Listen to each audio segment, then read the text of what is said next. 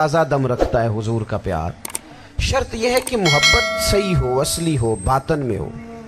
ये आपको आपके ज़हन के अंदर कभी भी किसी बदबू को नहीं आने देगी, तबीयत को ताज़ा दम रखेगी, सुकून में रहेगी।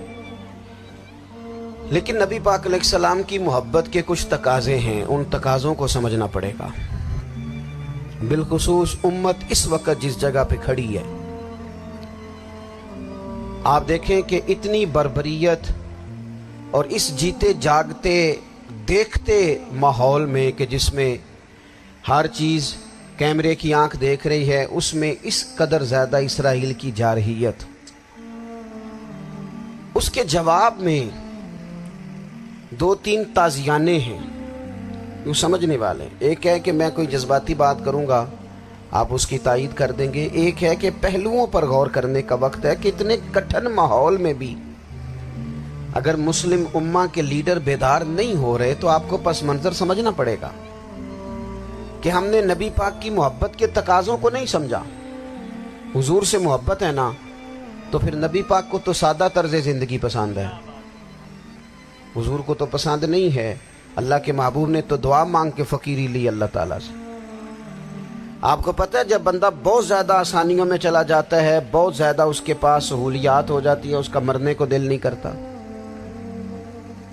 खुद नबी पाक अलैहिस्सलाम ने फरमाया, क़यामत के करीब काफिर तुम पर झपटेंगे जिस तरह भूखे लोग खाने पर झपटते हैं। हुजूर क्यों, हम थोड़े होंगे? फरमाया नहीं, तुम्हें दुनिया से मोहब्बत हो जाएगी और मौत तुम्हें बुरी लगेगी। इतने बड़े बड़े बंगले, आलीशान महल्लात, किसका छोड़ के मरने को जी चाहता है माज़अल्लाह। नबी पाक की मोहब्बत का तकाजा समझो। ऐसा नहीं कि वहां दौलत आई नहीं। हुजूर तो फरमाते हैं कि अल्लाह ने खजानों की कुंजियां मेरे हाथ में रख दी हैं, लेकिन मैंने अर्ज किया, मालिक एक वक्त रोटी देना और एक वक्त का फाका देना। कुंजियां खजानों की अल्लाह ने दी। जब तक आप अपना तर्ज जिंदगी, ये जो बहुत दुनिया का प्यार है ना, बहुत ज्यादा मरने की हिरस, ये बहुत ज्यादा जीने की हिरस, तो अल्लाह ताला ने कुरान पाक में यहूदियों का तरीका बयान किया कि वो कभी मरने की तमन्ना नहीं करेंगे क्योंकि जीने की हिरस रखते हैं। उन्हें एक बात की समझ आ गई थी कि हमें हमारे रब ने कहा है, कुल इन कुंतुम तुहिब्बूनल्लाह फत्तबियूनी युहिब्बुकुमुल्लाह। ऐ महबूब, आप इनसे फरमा दें, अगर रब से मोहब्बत करना चाहते हैं तो आपकी पैरवी करें, अल्लाह खुद इनसे मोहब्बत फरमाएगा। जब रब भी इनका हो जाएगा, जब रब भी इनका की मोहम्मद से वफा तूने, तो हम ये जहां चीज है क्या, ये लौह कलम तेरे, इसका क्या मतलब हुआ? लौह कलम, कलम लिखती है ना तकदीरें, मुकद्दर फैसले, तो लौह कलम तेरे हैं। इसका मतलब ये है कि फिर रब करीम तेरे ऊपर फजल करेगा और वो जिन फैसलों की उम्मत को दयानत से चाहत है, अल्लाह अपने फजल से वो फैसले फरमाएगा। जब तक जिंदगी हुजूर की गुलामी की तरफ नहीं जाती, वो अल्लाह ताला की ताईद नहीं पाती। हजरत अब्दुल्ला इब्न हुज़ाफा रदी अल्लाह ताला अन्हु को रूमियों ने कैद कर लिया था, और जब रूमी आपको कैद कर रहे थे, पकड़ रहे थे, जंग में कुछ मोड़ ऐसा आ गया कि बज़ाहिर मुसलमानों के कदम पीछे हट रहे थे, तो 1000 आदमी ने, 100 आदमी ने मिलके आपके गिर्द घेरा डाला और बड़ी मुश्किल से आपको गिरफ्तार किया। जब बादशाह के सामने ले गए ना, तो बादशाह से उसका सिपा सालार कहने लगा कि बंदा जाया करने वाला नहीं। ये बात समझें आप, हमारी तबीयत के मुताबिक जो बंदा पूरा नहीं उतरता हम जाया कर देते हैं। हालांकि अगर आपको मुखालिफ सफ में बंदा काम का नजर आए तो आप गौर फरमाएं कि ये हमारे काफिला मोहब्बत में कैसे शामिल हो सकता है, उसके लिए जद्दोजहद करें ताकि उससे काम लिया जा सके। उसने कहा, रोम के बादशाह ने, बंदा जाया करने वाला नहीं। वजीर ने कहा बादशाह से, उसने कहा क्या करें, कुछ ऐसा करें कि ये माज़अल्लाह हमारे दीन में आ जाए। कुरान मजीद ने वाज़ेह कह दिया है कि यहूदी और ईसाई तुमसे राजी नहीं हो सकते, हत्ता तत्तबिया मिल्लतहुम, जब तक कि तुम उनके दीन की पैरवी ना करो। ان کو کسی طریقے سے معاذاللہ عیسائی بنایا جائے۔ تو بادشاہ کہنے لگا 2-3 چیزیں ہیں جس سے کوئی بندہ بھی خریدا جا سکتا ہے، کر لیتے ہیں بات۔ اس نے سب سے پہلے حضرت عبداللہ ابن حذافہ سے کہا کہ جتنے پیسے آپ کہیں گے آپ کو ملیں گے، آپ اس دین میں آ جائیں معاذاللہ۔ تو حضرت عبداللہ ابن حذافہ نا، کچھ لوگ بڑے سیانے ہوتے ہیں، بردبار ہوتے ہیں، بعض باتوں پر غصہ نہیں کرتے، ہنستے ہیں۔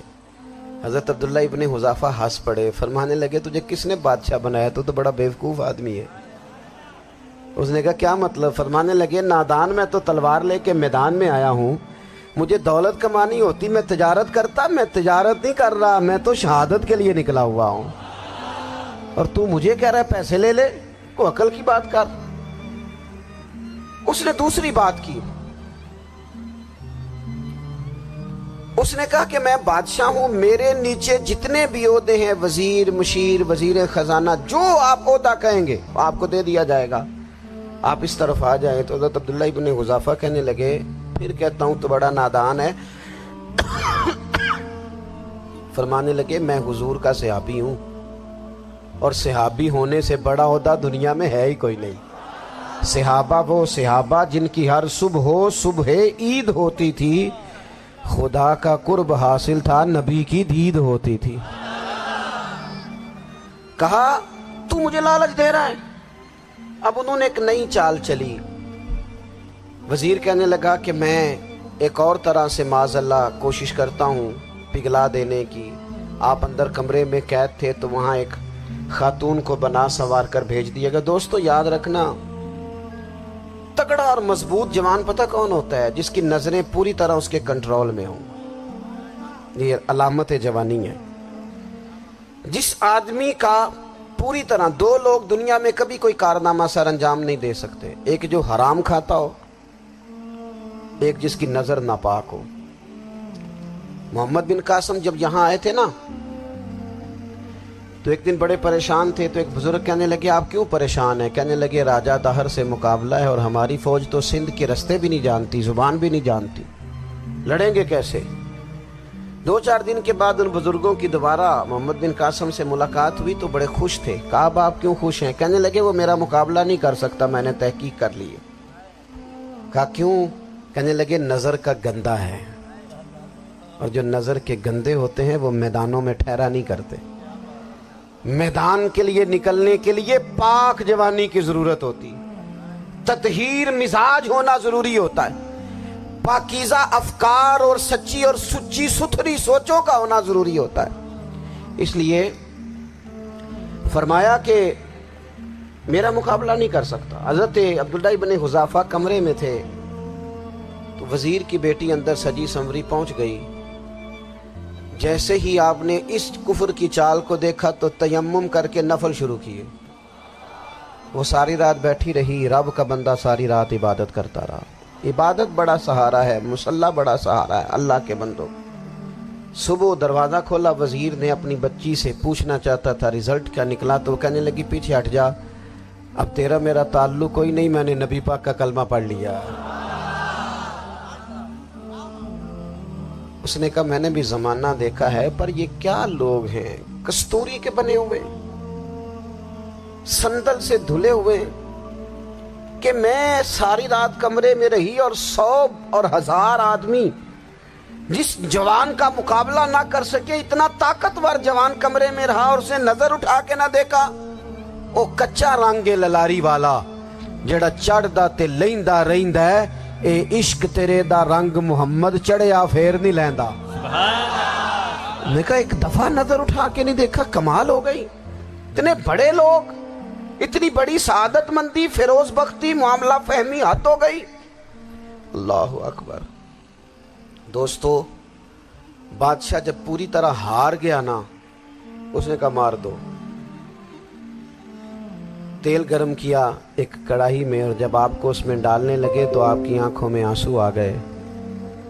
بادشاہ کا خیال ہوا شاید نرم ہو گئے ہیں، کہنے لگا روئے کیوں؟ فرمانے لگے سوچتا ہوں جان ہی ایک ہے، کتنا مزہ ہے اس کی راہ میں جان دینے کا، کتنی لذت ہے اس کے نام پر مرنے میں، کتنا لطف ہے۔ جے تو چڑھیا اتے دار بھی نہیں تے جے تو وکیا عشق بازار بھی نہیں تے ایڈا سستا سودا پیار بھی نہیں تے ایڈا سستا لبدا یار بھی نہیں کئی جنگل گانے پیندے نی کئی دوزخ لنگنے پیندے نی جے وہ اس ملوں بھی مل جاوے ایدوں سستا ہور بپار بھی نہیں تے کچھ سمجھ نہ آوے لوکاں نوں وہ کادے نال شہید کرے ڈٹھی یار دے ہاتھ تلوار بھی نہیں پر او دا خالی جاندہ وار بھی نہیں کہنے لگے ایک جان ہے نا تو دل کرتا ہے ہزاروں ہوتی تو ایک ایک کر کے محبوب کے نام پہ قربان کرتا جب میرے پاس ہے ہی ایک کروں کیا حضرت عبداللہ ابن حذافہ رضی اللہ تعالیٰ عنہ جب روئے اور بادشاہ نے یہ بات سنی تو بادشاہ اٹھ کے کھڑا ہو گیا سارے وزیروں مشیروں کو کہنے لگا تم نے کہا تھا نا بندہ ضائع کرنے والا نہیں یہ بھی ضائع کرنے والا نہیں کہنے لگا میرا ماتھا چومو تم جیسے لوگوں کو قتل نہیں کرنا چاہیے آزاد کرنا چاہیے